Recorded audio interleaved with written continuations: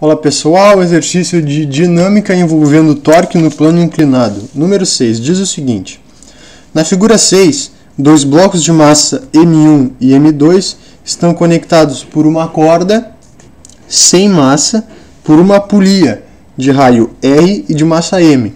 A polia tendo massa é bem importante, certo pessoal? É bom cuidar que a polia tem massa. O sistema pode se mover sobre um plano inclinado de ângulo θ. Há um coeficiente de atrito entre os blocos e o plano inclinado, que é um coeficiente μk. Ele quer que a gente encontre a aceleração de cada bloco, ou seja, essa aceleração do sistema, e a tensão na corda em cada bloco. Então, primeira coisa que a gente faz envolvendo o plano inclinado, certo? Acha as forças. Representa as forças existentes. Então, quais são as forças existentes? No bloco M1 nós temos para baixo a força gravitacional M1G, também chamada de força-peso, que é a força de atração gravitacional, a força de reação gravitacional, a força normal, que faz 90 graus com a superfície, certo? Nós temos uma força de atrito, que ele diz no enunciado que é contrária ao sentido do movimento, certo? É contrário ao sentido do movimento. O que nós temos? Nós temos uma força de tração ou tensão, uma força T1 aqui, com essa massa M1 nós temos uma força de tração T1. Essa massa M2 nós temos novamente uma atração, certo? Uma atração 2. Nós temos, além disso, a força peso aqui, a força M2G, força de atração gravitacional, a força de reação normal.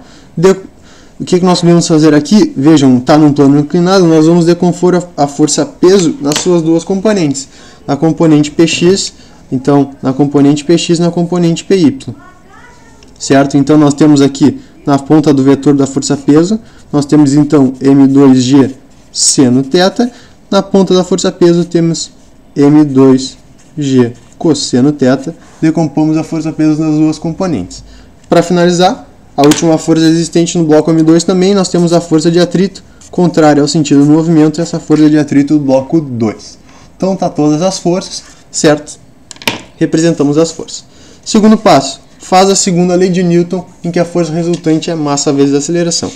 Para M1, o que nós temos? Vetorialmente, primeiro a gente faz a parte vetorial, nós temos o que na M1? Nós temos a força gravitacional, nós temos a tensão 1, nós temos a normal 1 e nós temos a Φ 1. Foi o que eu coloquei aqui, todas as forças resultantes no bloco M1, que são essas 4, igual a massa 1 vezes a aceleração.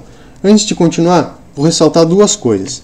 A aceleração do sistema, essa aceleração A, ela é igual, certo? A aceleração do sistema ela é igual para os dois blocos. Então, se eu achar essa aceleração A, eu acho a aceleração que ele quer no enunciado da letra A. Só que as tensões, elas são diferentes. Essa T1 aqui é diferente da T2.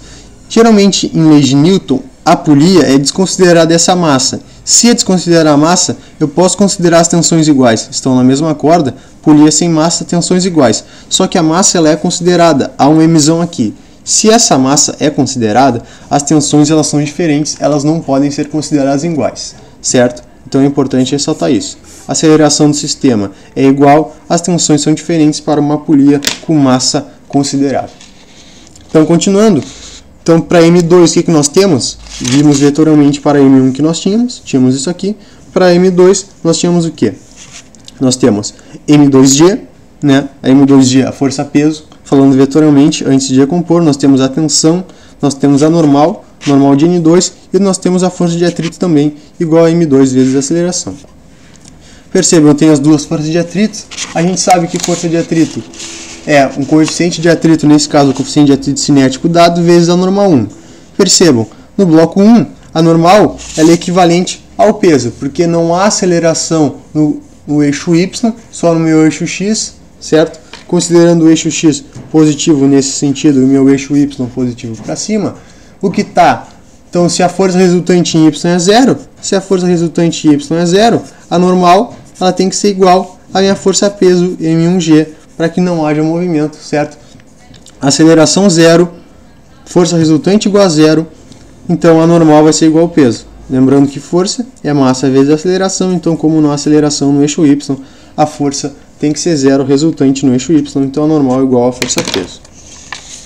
Já no meu bloco de massa M2, a minha normal vai ser igual a mg cosseno θ. Novamente, a força resultante em Y é 0 Então a minha normal vai ser igual a M1G cosseno θ, a força componente y do peso. Então tá aqui, foi o que eu tinha, né?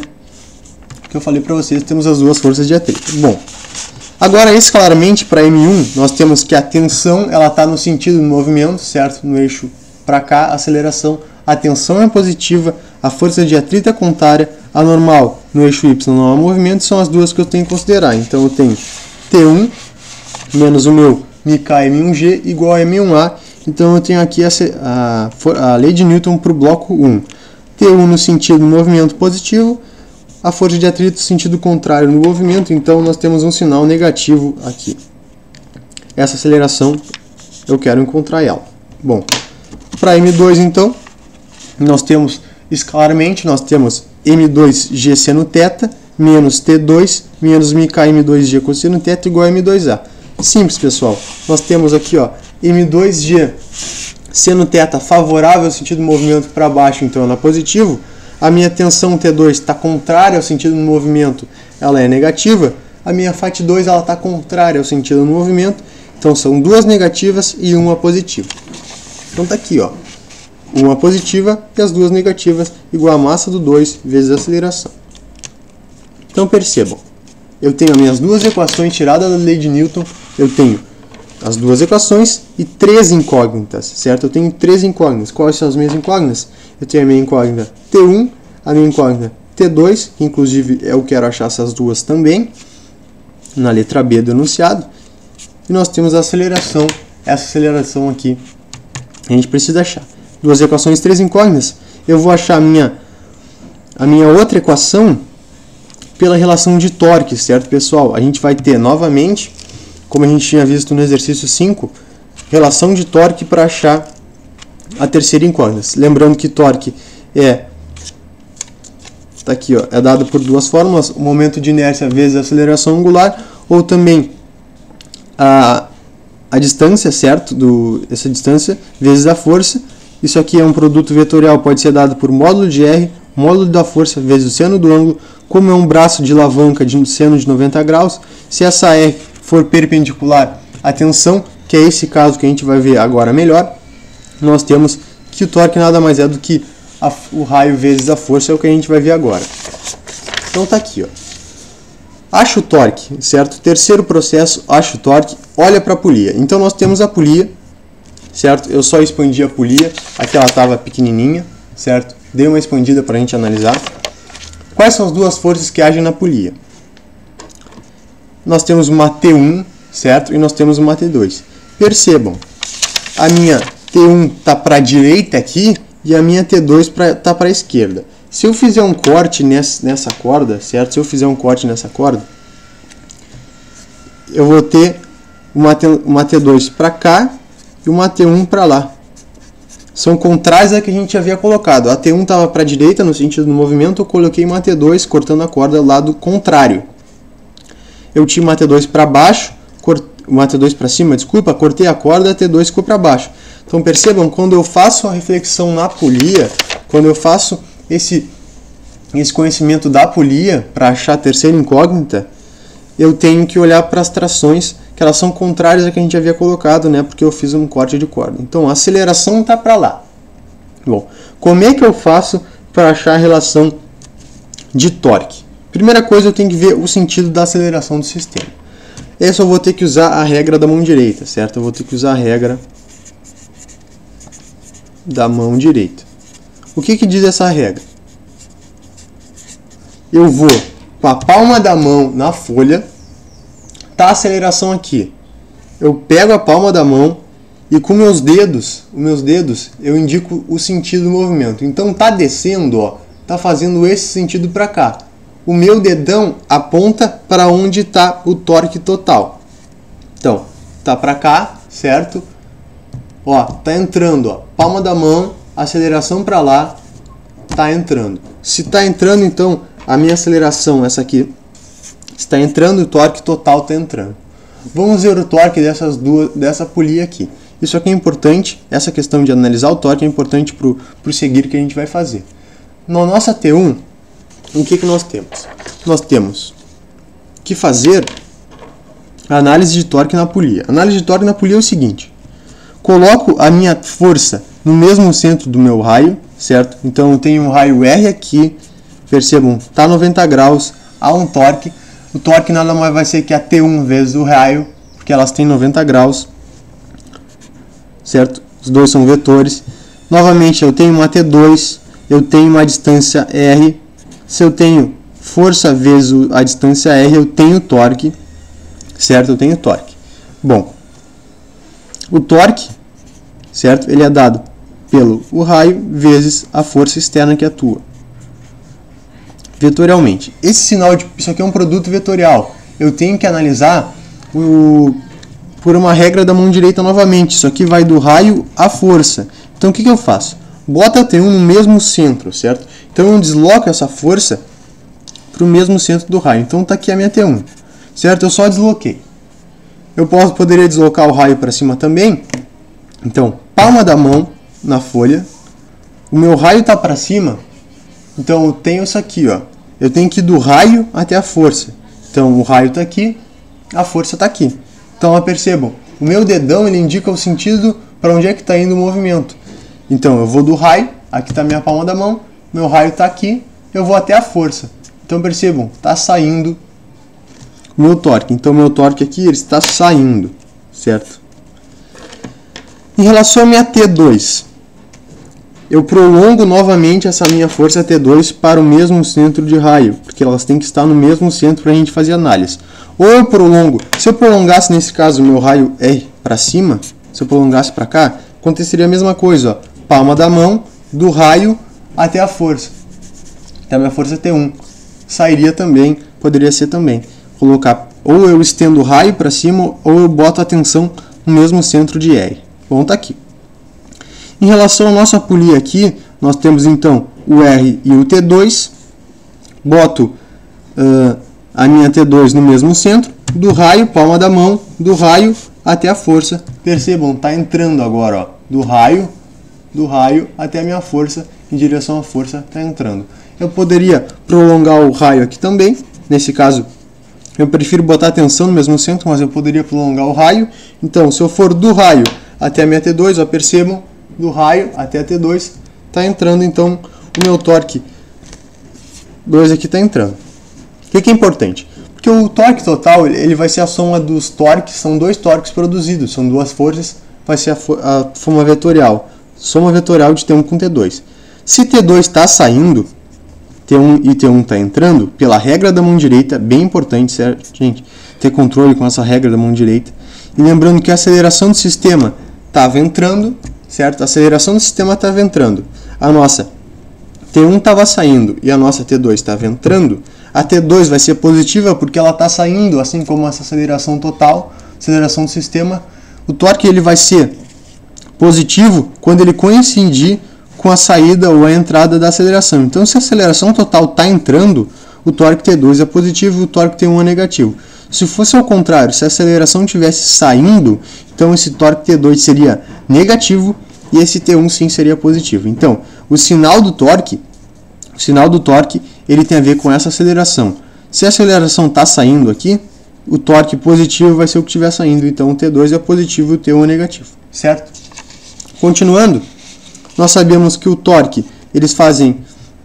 o torque nada mais é do que a gente tinha visto aqui, né, pela fórmula. Lembrando que R e F, se eles fizerem um seno de 90 graus, isso aqui vai ser 1, então vai ser o raio vezes a força, lembrando que eles têm que ter 90 graus, o chamado braço da alavanca.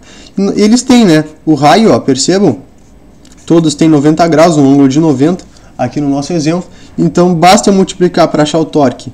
O torque, ele vai ser a força vezes o raio, certo? A força vezes o raio. O raio é o mesmo e as forças as tensões são diferentes.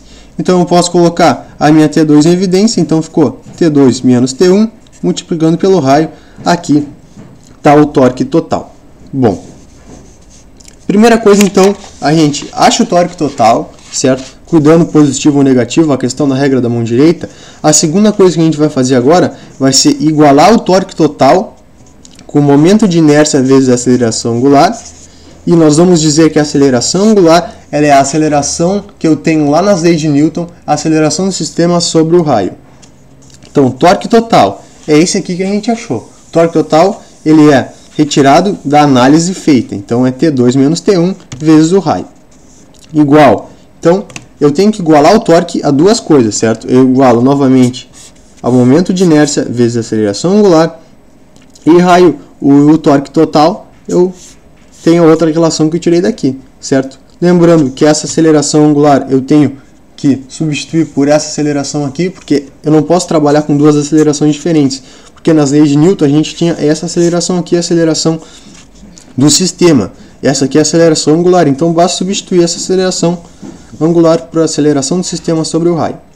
O que eu faço? Isolo a aceleração, tá, pessoal? Eu vou isolar essa aceleração, vou passar o R multiplicando, então eu vou ter a aceleração igual a T2 menos T1, R ao quadrado sobre o momento de inércia. Achada essa aceleração, percebam, essa aceleração que eu tenho aqui, ó, é a aceleração existente aqui, ó, como incógnita, que é a que eu quero achar, certo? Então basta eu isolar a minha T2 e a minha T1 lá nas leis de Newton e colocar aqui, que eu acho a minha aceleração. Então basta substituir a minha T1 e a minha T2 nessa equação que a gente achou para achar a aceleração do sistema e depois achar as duas tensões.